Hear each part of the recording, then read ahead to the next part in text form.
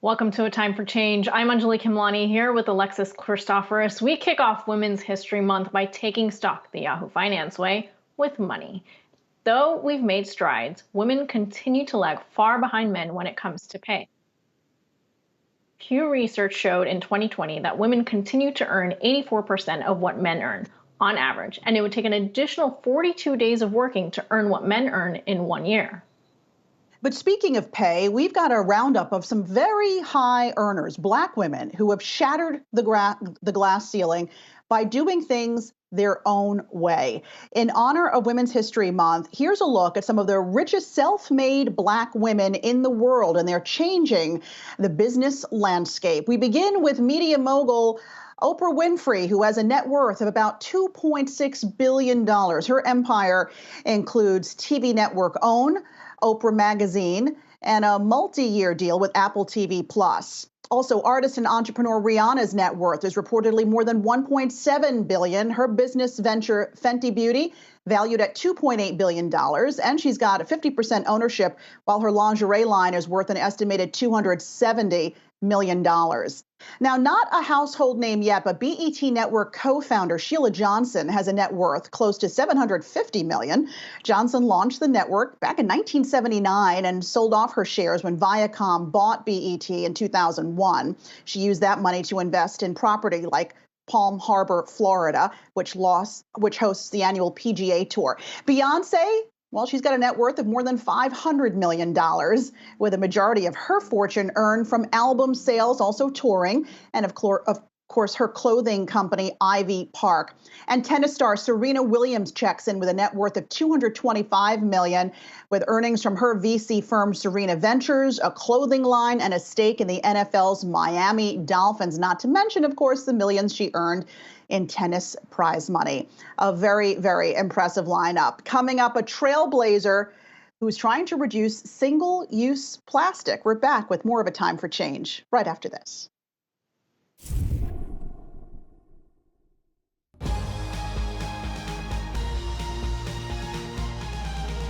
Welcome back to A Time for Change. On this first day of Women's History Month, our focus is on female change makers, women who are pushing boundaries in business and beyond. Our first guest is the CEO and co-founder of Blueland. Now, that's a company aimed at reducing single-use plastic by offering cleaning products and hand soap that come in tablet form and use refillable glass bottles and metal containers. It sounds simple enough, but the idea was actually revolutionary, and getting the business off the ground took incredible determination. Sarah Paigiu is Blueland co-founder and CEO. Sarah, thank you so much for joining us today. Pleasure to have you on. Thank you so much for having me on. I want to begin with just starting off with why. Why cleaning products to reduce plastic, and which was harder, the science of making tablets or the art of raising money?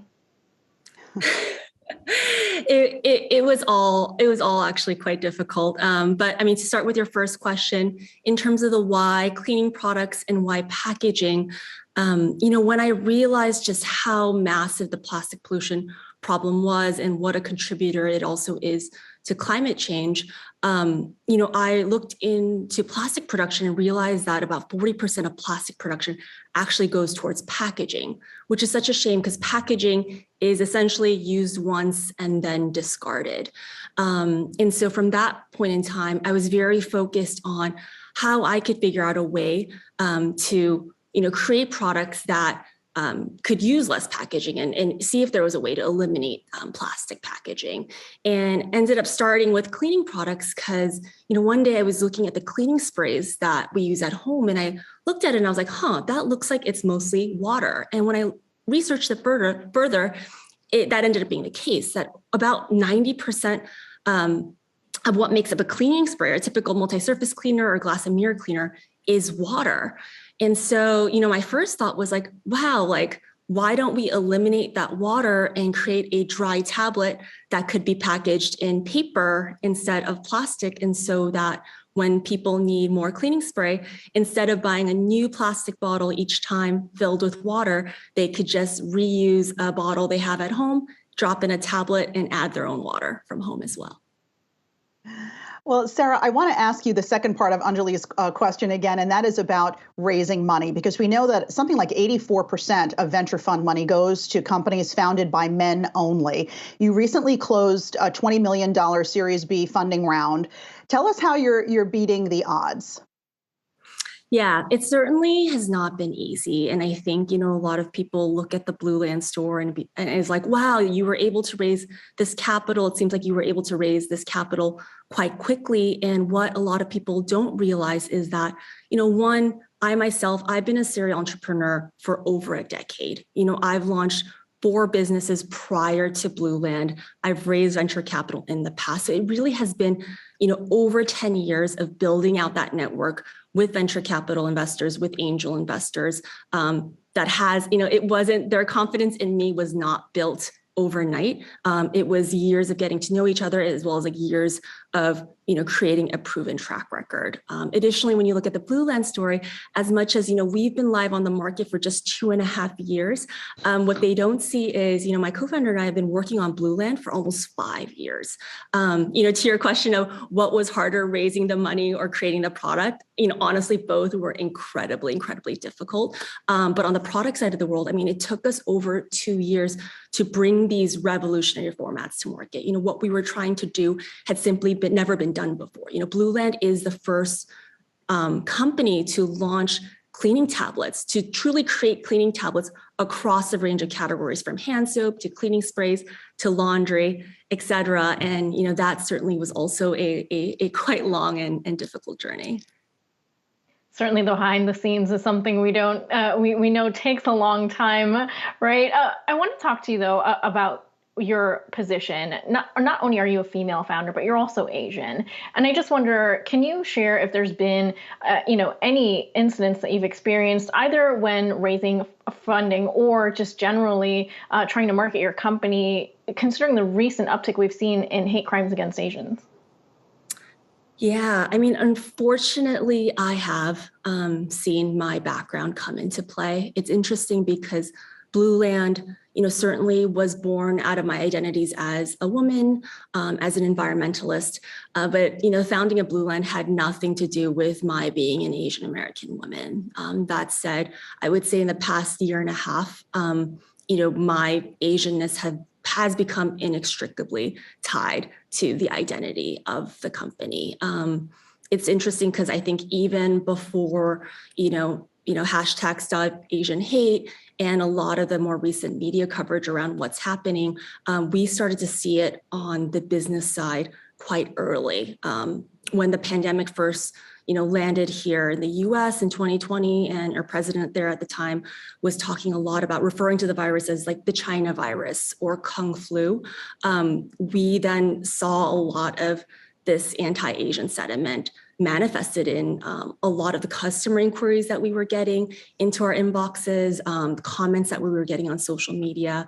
With our brand Blueland, as still a smaller brand, I myself as the founder am out there a lot, sharing our story, sharing our founding story, and very much so a face of the brand. And I think over the past 1.5 years, it has been hard to really see a lot of the backlash to who I am and my background. We've received almost 2,000 comments referring to our products, or myself being called a chink, which was just quite hurtful and hard to see.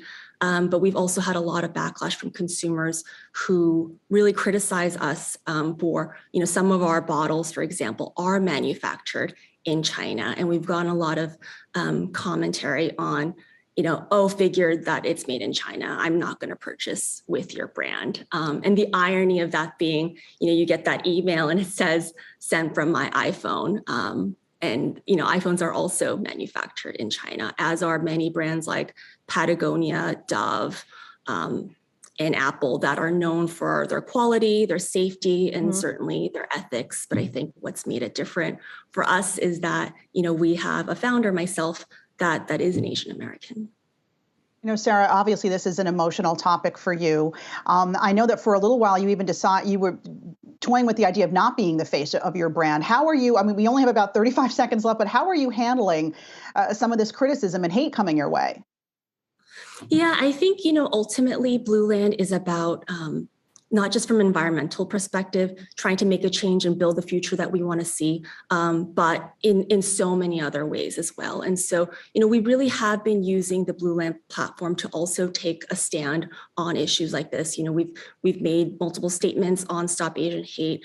We've supported organizations that are doing good work to combat, the rise in Asian hate that we've seen. And I think, we want to continue to stay true to our values and really leverage the fact that we do have a platform, and we also have so many customers and community members who are very supportive of these values that we espouse. So, while it may be easier to sort of like take a step back, to be a bit more quiet, we're actually, fully leaning in and sort of more than ever are feeling excited about really trying to make a change in the world in so many respects. Absolutely. Well, we hope that you continue to have the strength to fight that. Sarah Paigiu, Blueland co-founder and CEO, thank you so much for being here.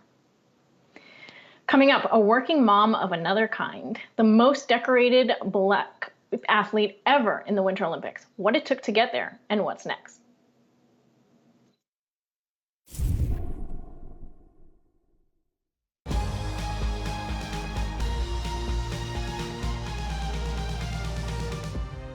Welcome back to A Time for Change. She's the most decorated Black athlete ever in the Winter Olympics. Alana Myers-Taylor has won 5 Olympic medals in bobsledding, but it's what she's done off the track that may leave the biggest legacy. Speaking out about racism in bobsledding, fighting for better support for women and people of color in all sports, and advocating for her adorable 2-year-old son Nico, who was born prematurely and diagnosed with Down syndrome. All right, that's a lot to get to, but we're going to try to do it all. Alana, thanks so much for joining us here on A Time for Change. Good to see you. Good to see you all too. Thanks for having me. I want to start with what you did at these Olympic Games in Beijing, making history. This really gives you a unique platform now, Alana. What do you hope to do with that platform? Oh, wow. Yeah, the Beijing Games were pretty crazy. Right now, I really want to encourage more people to get out in winter sport, more people of all races, not just Black. Setting this historic accomplishment was pretty cool, but I want to show the world that winter sport is for everyone.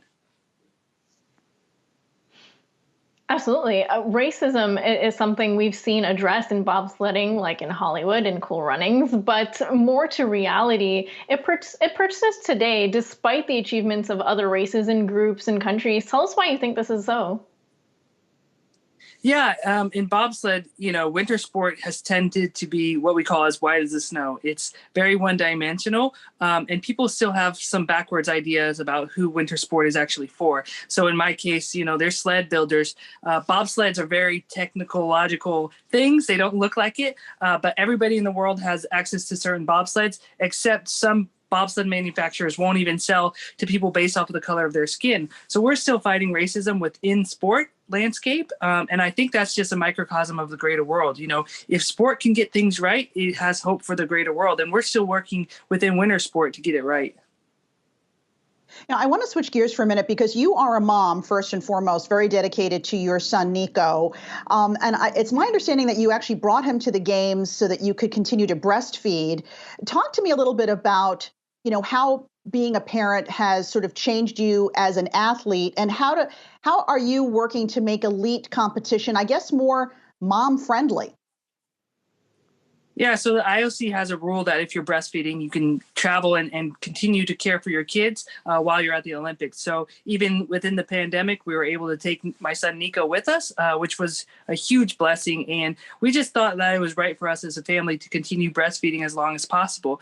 But the biggest thing for me is I just want women to have the option to be able to continue competing and have a family. And more so, I want them to be able to make those choices, whether they want a family or not. Right now, historically in sport, women are told if you want to start a family, you have to retire. Well, hopefully by me getting out there and other female athletes, Allison Felix, Alicia Montano, a slew of other athletes getting out there and continuing to compete, we can show that women can still be successful athletic and be mothers as well. I love the videos we're seeing here of you with Nico. We know he was born prematurely during the pandemic. He'd been diagnosed with Down syndrome. What work are you doing, maybe with the Paralympics and folks to I guess better serve people with special needs? So during the Olympics, I was actually named the opening ceremony flag bearer. I wasn't able to walk because I was diagnosed with COVID. But during that time, I actually auctioned off my opening ceremony jacket to support the National Down Syndrome Society. And since then, one of my partners, Bridgestone, has actually agreed to match that donation and double it. So we're raising quite a bit of money right now for the National Down Syndrome Society and continuing to do as much work as I can in the area to just raise awareness first and then hopefully progress on some other goals afterwards. You said, I want to talk about also, from another perspective, not just a mom, but of course, as a woman, we know that in many parts of the world, women face, bigger obstacles in getting into sports, in getting, in particular, into the Olympics and finding that support. I wonder, what do you have to say about the fact that it takes just so much more energy, so much more passion, and so much more work and training to get into the Olympics? And where does the change really need to come from to help ease that? Yeah, I think the change has to start from the top. We have to get people who are in charge of sporting organization realizing what valuable assets women bring to sport. I mean, if you look at some of the performances of this past games, you'll see that some of the most incredible performances were actually from women. Some of the things, the women's monobob event was the most watched television event of the Olympics. So female athletes can draw an audience. There's money to be had in female sports. And I think it's first up to the larger governing bodies to understand that. And second, to encourage that sporting level all the way down. And from an athlete perspective, we know that women who participate in sports are more likely to end up in the C-level, in the C-suite. So we want to encourage women from all ages to continue to participate and to get into sports. You talk about money being made. I know that the medals at the Olympics can sometimes be business opportunities for the athletes who have won them. What are you doing, if anything, to sort of monetize what happened for you at these Winter Games? And I'd have to imagine companies are approaching you for endorsements. Can you share any news with us?